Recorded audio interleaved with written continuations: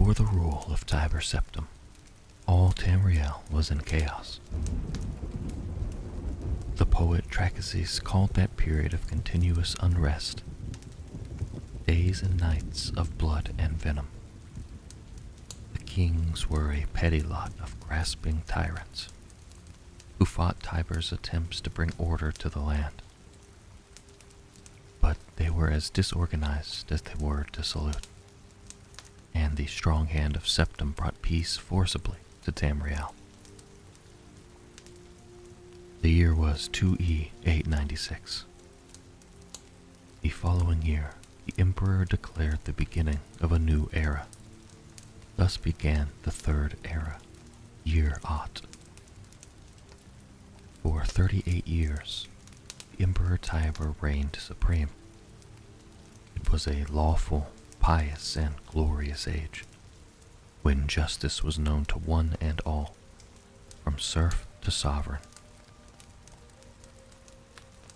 On Tiber's death, it reigned for an entire fortnight, as if the land of Tamriel itself was weeping. The emperor's grandson, Pelagius, came to the throne. Though his reign was short, he was as strong and resolute as his father had been, and Tamriel could have enjoyed a continuation of the Golden Age. Alas, an unknown enemy of the Septim family hired that accursed organization of cutthroats, the Dark Brotherhood, to kill the Emperor Pelagius I as he knelt at prayer at the Temple of the One in the imperial city. Pelagius I's reign lasted less than 3 years. Pelagius had no living children, so the crown imperial passed to his first cousin, the daughter of Tiber's brother Agnereth. Katariah, former queen of Silvanar, assumed the throne as Katariah I.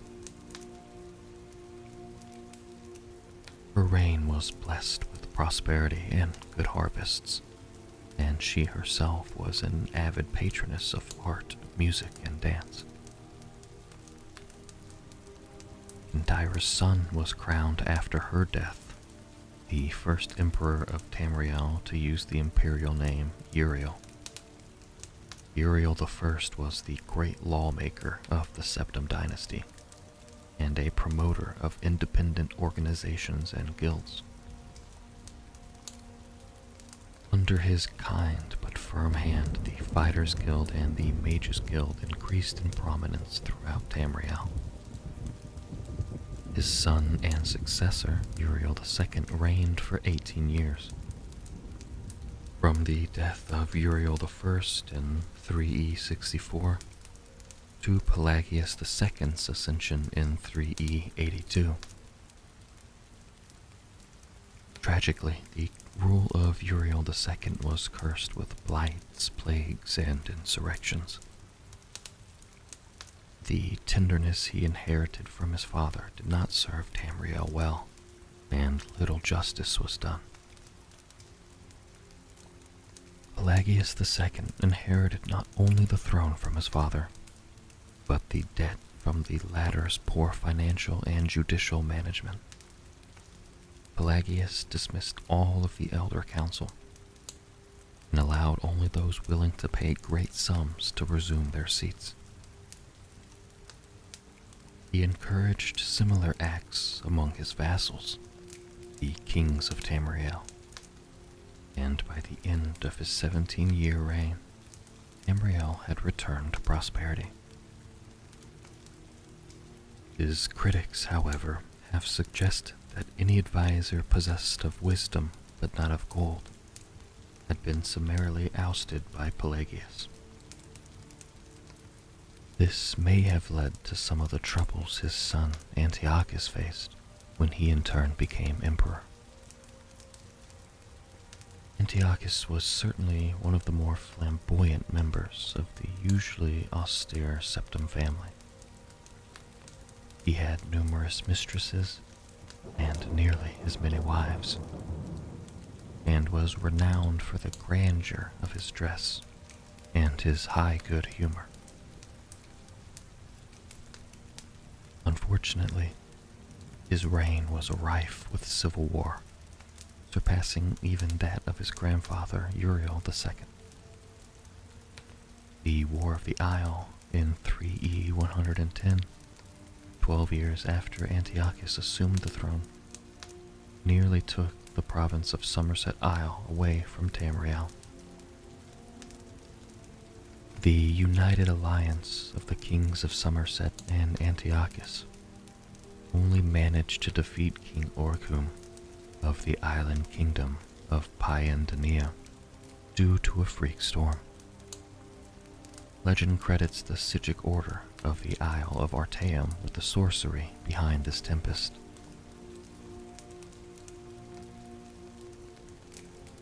The story of Katariah II, heiress to her father Antiochus' throne, is certainly one of the saddest tales in imperial history.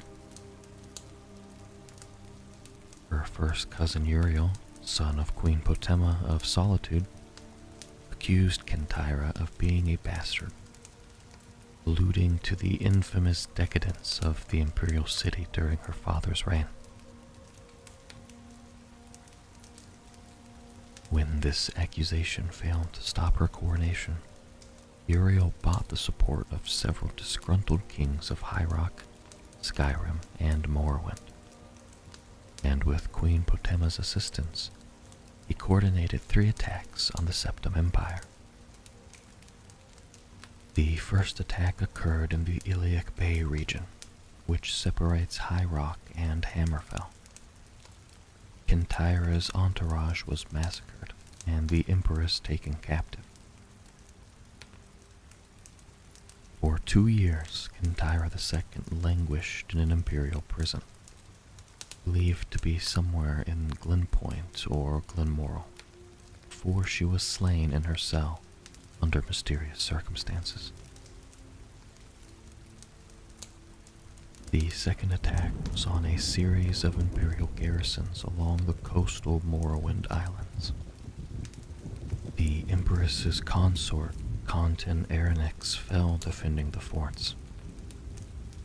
The third and final attack was a siege of the imperial city itself, occurring after the Elder Council had split up the army to attack western High Rock and eastern Morrowind.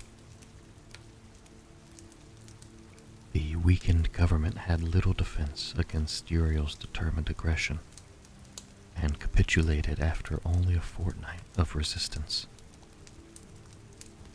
Uriel took the throne that same evening and proclaimed himself Uriel III, Emperor of Tamriel.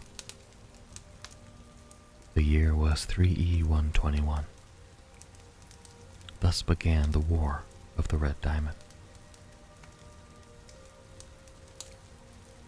Katariah's murder in Glenpoint while in captivity is considered by some to be the end of the pure strain of Septim blood in the imperial family. Certainly it marks the end of something significant.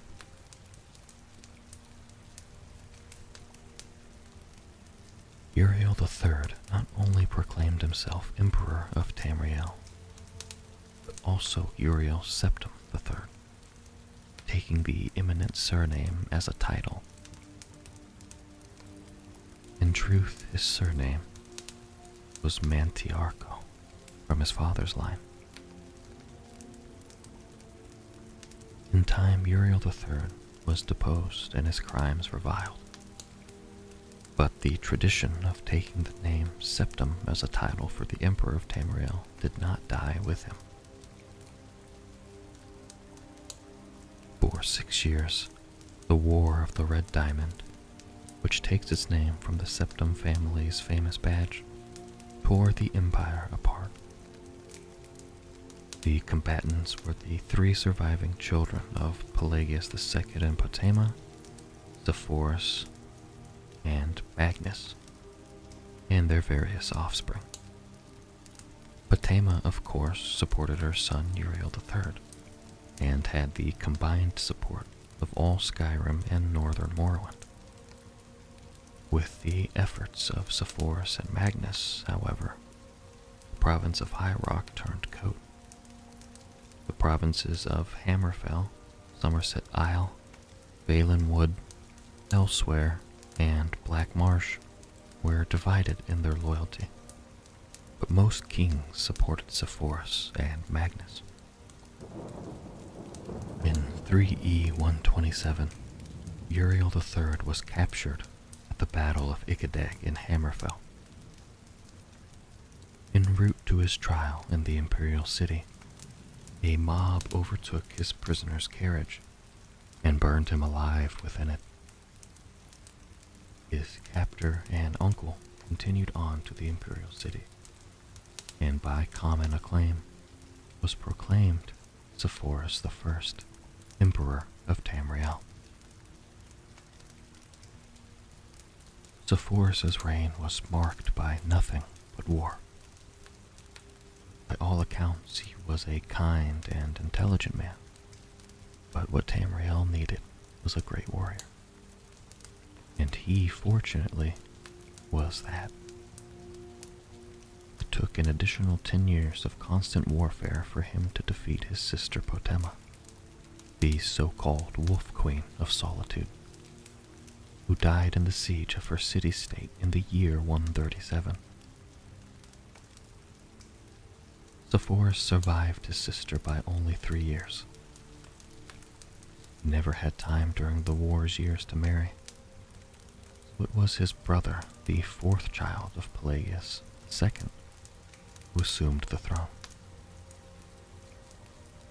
The Emperor Magnus was already elderly when he took up the imperial diadem, and the business of punishing the traitorous kings of the War of the Red Diamond drained much of his remaining strength. Legend accuses Magnus' son and heir Pelagius III of patricide, but that seems highly unlikely, for no other reason than that Pelagius was king of Solitude following the death of Potema, and seldom visited the imperial city. Pelagius III, sometimes called Pelagius the Mad, was proclaimed emperor in the 145th year of the Third Era. Almost from the start, his eccentricities of behavior were noted at court. He embarrassed dignitaries, offended his vassal kings, and on one occasion marked the end of an imperial grand ball by attempting to hang himself. His long-suffering wife was finally awarded the regency of Tamriel, and Pelagius III was sent to a series of healing institutions and asylums, until his death in 3E 153 at the age of 34.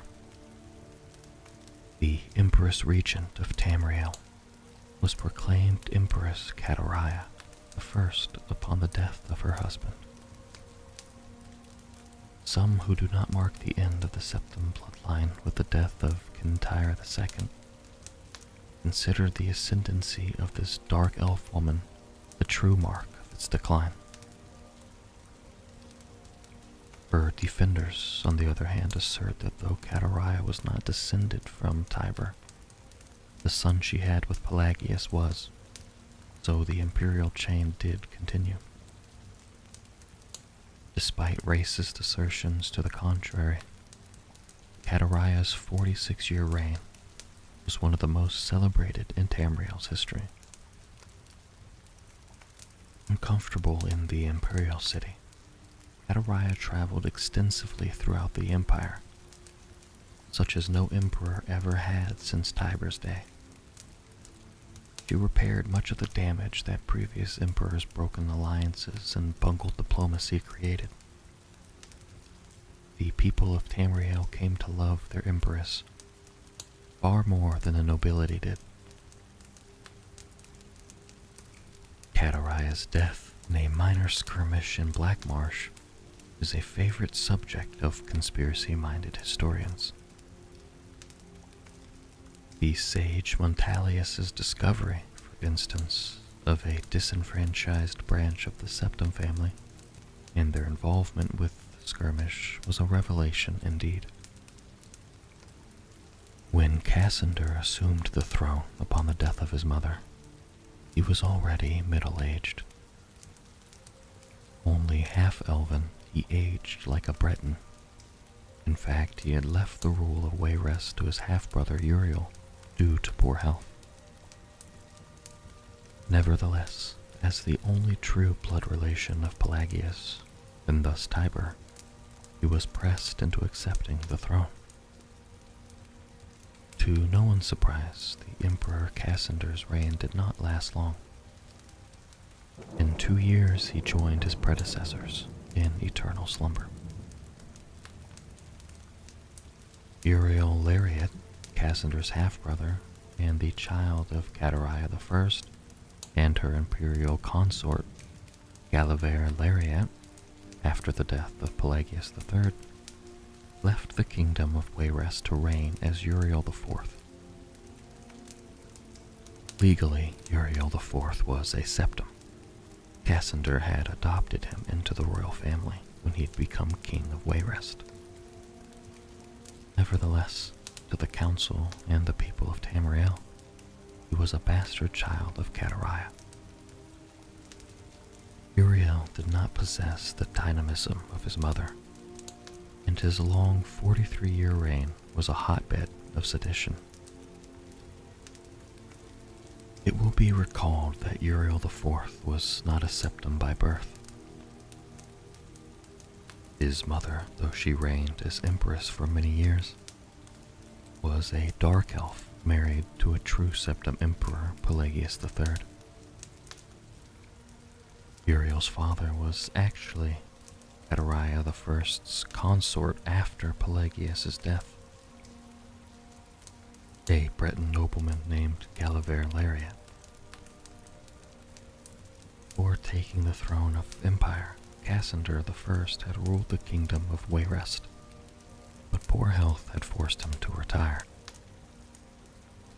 Cassander had no children, so he legally adopted his half-brother Uriel and abdicated the kingdom.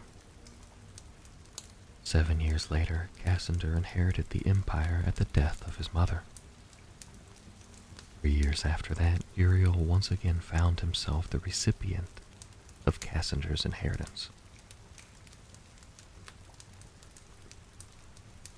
Uriel IV's reign was a long and difficult one.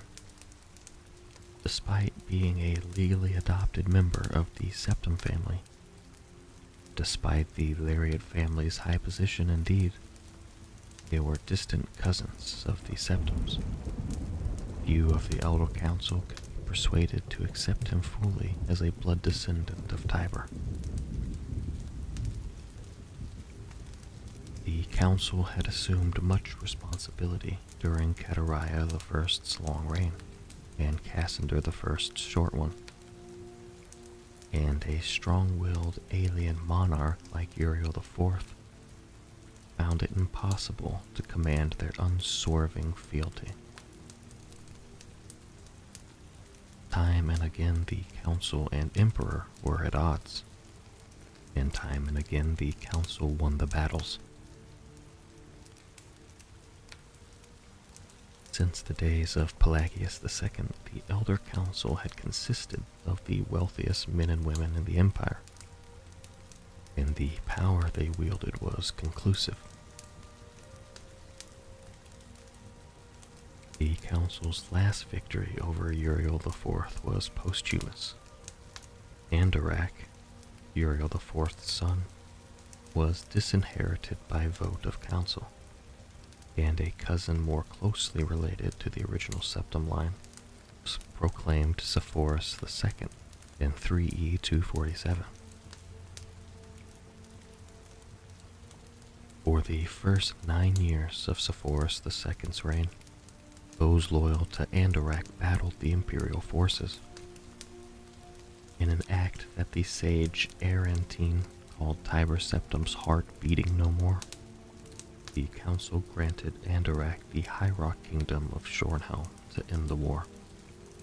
and Andorak's descendants still rule there. By and large, Sepphoris II had foes that demanded more of his attention than Andorak. From Out of a Sumerian Nightmare, in the words of Arantine, a man who called himself the Camoran Usurper, led an army of Daedra and undead warriors on a rampage through Valenwood, conquering kingdom after kingdom. Few could resist his onslaughts, and his month turned to bloody month in the year 3E249, even fewer tried. Sepphoris II sent more and more mercenaries into Hammerfell to stop the usurper's northward march, but they were bribed or slaughtered and raised as undead. The story of the Camoran usurper deserves a book of its own. It is recommended that the reader find Pelagius IV's The Fall of the Usurper for more detail. In short, however, the destruction of the forces of the usurper had little to do with the efforts of the emperor. The result was a great regional victory and an increase in hostility towards the seemingly inefficacious empire. Uriel V, Sepphoris II's son and successor, swiveled opinion back towards the latent power of the empire, turning the attention of Tamriel away from internal strife. Uriel V embarked on a series of invasions beginning almost from the moment he took the throne in 3E 268.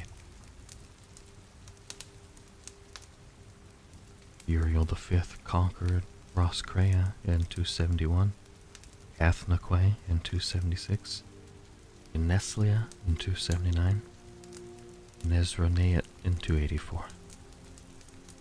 In 3E 288, he embarked on his most ambitious enterprise, the invasion of the continent kingdom of Akavir. This ultimately proved a failure, for 2 years later Uriel V was killed in Akavir on the battlefield of Ionith. Nevertheless, Uriel V holds a reputation second only to Tiber as one of the two great warrior emperors of Tamriel. On Uriel V's death across the sea in distant, hostile Akavir, Uriel VI was but 5 years old. In fact, Uriel VI was born only shortly before his father left for Akavir.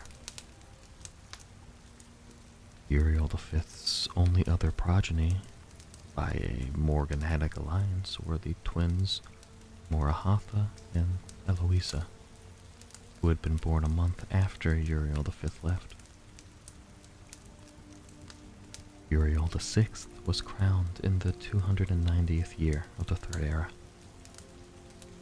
The imperial consort, Monica, as the boy's mother, was given a restricted regency until Uriel VI reached his majority. The Elder Council retained the real power, as they had ever since the days of Katariah I. The council so enjoyed its unlimited and unrestricted freedom to promulgate laws and generate profits that Uriel VI was not given full license to rule until 307, when he was already 22 years old. He had been slowly assuming positions of responsibility for years, but both the council and his mother, who enjoyed even her limited regency, were loath to hand over the reins. By the time he came to the throne, the mechanisms of government gave him little power except for that of the imperial veto. This power, however, he regularly and vigorously exercised. By 313, Uriel VI could boast with conviction that he truly did rule Tamriel. He utilized defunct spy networks and guard units to bully and coerce the members of the Elder Council. His half-sister, Morihatha, was, not surprisingly, his staunchest ally. especially after her marriage to Baron Ulf Gerson of Winterhold brought her considerable wealth and influence. As the sage Ugaridge said, Uriel V conquered Esrionet, but Uriel VI conquered the Elder Council. When Uriel VI fell off a horse and could not be resuscitated by the finest imperial healers, his beloved sister Morihatha took up the imperial tiara. At 25 years of age, she had been described by admittedly self-serving diplomats as the most beautiful creature in all of Tamriel. She was certainly well-learned, vivacious, athletic, and a well-practiced politician. She brought the Archmagister of Skyrim to the Imperial City and created the second Imperial Battle Mage since the days of Tiber Septim. Morihatha finished the job her brother had begun and made the Imperial Province a true government under the Empress and later the Emperor. Outside the Imperial Province, however, the Empire had slowly been disintegrating. Open revolutions and civil wars had raged unchallenged since the days of her grandfather, Sepphoris II. Carefully coordinating her counterattacks, Morihatha slowly claimed back her rebellious vassals, always avoiding overextending herself. Though Morihatha's military campaigns were remarkably successful, her deliberate pace often frustrated the council. One councilman, an Argonian who took the colloquial name of Thorocles Romus, furious at her refusal to send troops to his troubled Blackmarsh, is commonly believed to have hired the assassins who claimed her life in 3E 339. Romus was summarily tried and executed, though he protested his innocence to the last. Morihatha had no surviving children, and Eloisa had died of a fever 4 years before. Eloisa's 25-year-old son, Pelagius, was thus crowned Pelagius IV. Pelagius IV continued his aunt's work, slowly bringing back under his wing the radical and refractory kingdoms, duchies, and baronies of the empire. He exercised Morihatha's poise and circumspect pace in his endeavors, but alas, he did not attain her success. The kingdoms had been free of constraint for so long that even a benign imperial presence was considered odious. Nevertheless, when Pelagius died after a notably stable and prosperous 29-year reign, Tamriel was closer to unity than it had been since the days of Uriel I. Our current emperor, His Awesome and Terrible Majesty Uriel VII, son of Pelagius IV, has the diligence of his great-aunt Morihatha, the political skill of his great-uncle Uriel VI, and the military prowess of his great-grand-uncle Uriel V. For 21 years he reigned and brought justice and order to Tamriel. In the year 3E 389, however, his imperial battle mage Yagar Tharn betrayed him. Uriel VII was imprisoned in a dimension of Tharn's creation, and Tharn used his sorcery of illusion to assume the Emperor's aspect. For the next 10 years, Tharn abused imperial privilege, but did not continue Uriel VII's schedule of reconquest. It is not yet entirely known what Tharn's goals and personal accomplishments were during the 10 years he masqueraded as Liege Lord. In 3E 399, an enigmatic champion defeated the battle mage in the dungeons of the Imperial Palace and freed Uriel VII from his other dimensional jail. Since his emancipation, Uriel VII has worked diligently to renew the battles that would reunite Tamriel. Tharn's interference broke the momentum, it is true, but The years since then have proven that there is hope of a golden age of Tiber Septim's rule, glorifying Tamriel once again.